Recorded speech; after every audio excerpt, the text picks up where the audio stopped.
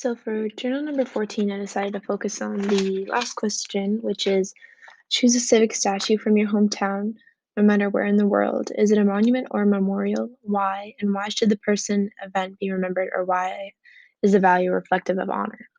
So I live in Cottage Grove, Minnesota, which is only like 20-ish minutes away from the city. So Cottage Grove doesn't really necessarily have like a civic statue that I could choose from. Like I tried thinking of everywhere, um, but there's no really option. So I chose something from St. Paul instead, which I've seen and I live close to. So I chose the Soldiers and Sailors Memorial in Summit Park, which is in St. Paul, and it is a memorial, not just because of its name, but because it was created to specifically honor people who served in the U.S. military during the Civil War, um, rather than it does its job to uh, make people remember those by um, like dedicating this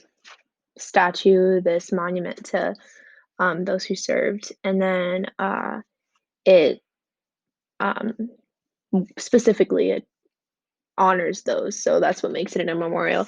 And the person at the top, the actual statue on top of the monument is of, I'm not sure how to pronounce his name. I think it's Josias or Josias, Josias R. King, who is widely regarded as the first U.S. volunteer in the Civil War. Um, and I think he is from Minnesota. Not sure. I think he is, but but he went on to later in the U.S. Dakota War of 1862, which I actually had no clue about. It occurred during the Civil War, um, in Minnesota, or like in the in the Dakota regions. Um, I had no idea that was even a thing, but King was involved. He participated in it. It was basically like uh, violent campaigns to punish Dakota people. It's also known as the punitive expeditions, and this also includes the massacre of White Stone Hill.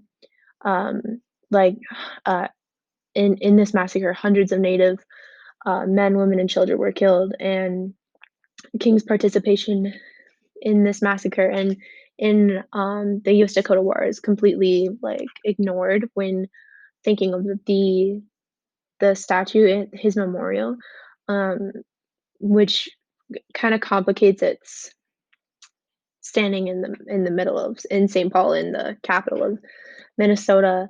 And in an article I was reading about it, about the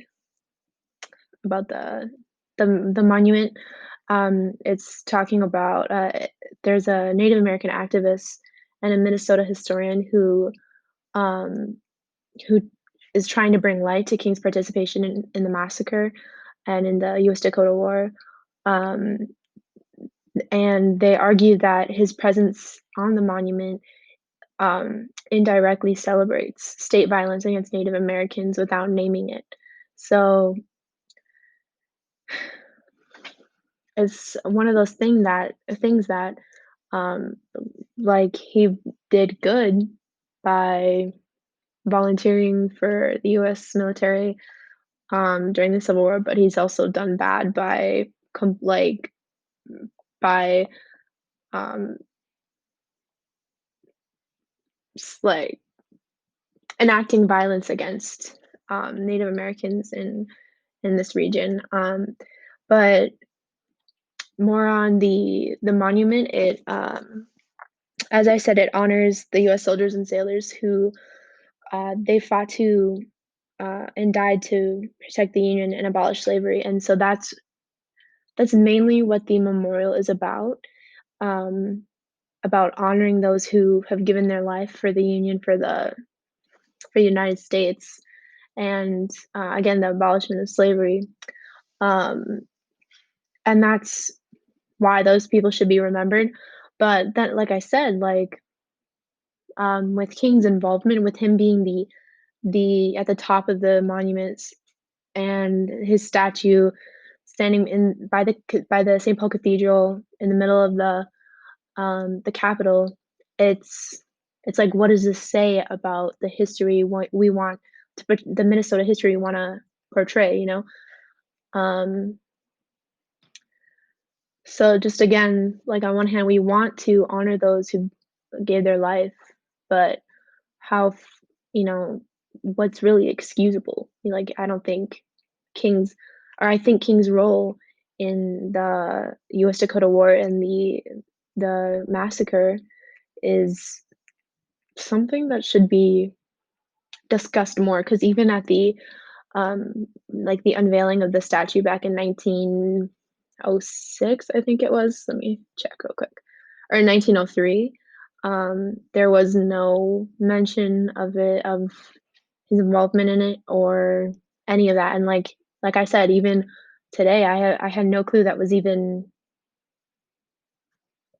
like, a thing, like, the, uh the massacre, and yeah, and I've seen this statue before, and there's just no, conversation around it, so, yeah. But anyways, to sum it up, this is a memorial in St. Paul, which honors, uh, the soldiers and sailors in the Civil War.